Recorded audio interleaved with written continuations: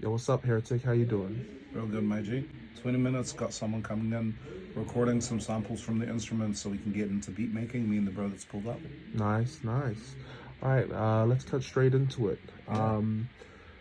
Obviously, you do have a bit of a reputation for being quite raw and quite controversial with Yeah. a lot of the lyrics that you use, and some may even say at times quite one-dimensional. What do you say to those people who would think of you in that way?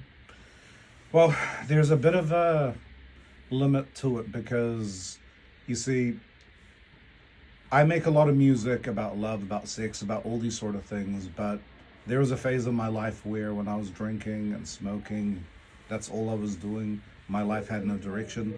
That's the type of vibe I was going for. So the sexual stuff I'd show in my music, the lyrics would reflect that.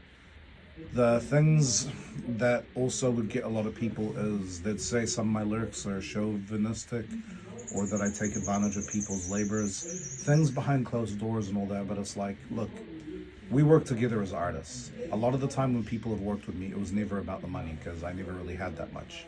And in the end of the day, they like the vision, they like the work, and they enjoyed working with me. That's the general vibe of it and my personal experience.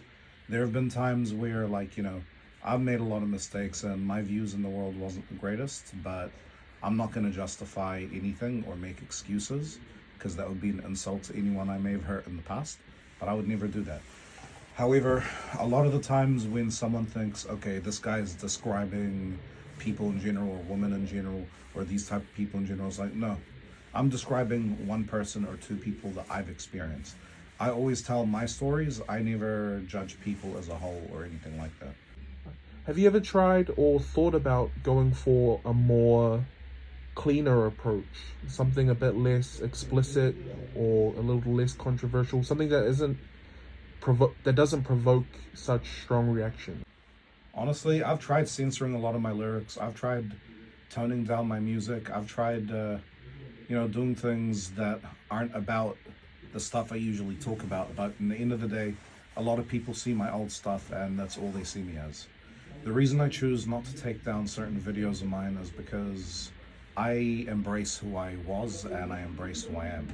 Whatever version of me, people didn't really understand me at the time, but I don't excuse what I did. However, moving forward, I also have explored things like reggae, Afro, R&B, doing different type of genres to sort of provoke me to make less controversial lyrics and tone down my music because I felt like hip hop is all I was exposed to growing up, and old school hip hop was what I was exposed to, more importantly.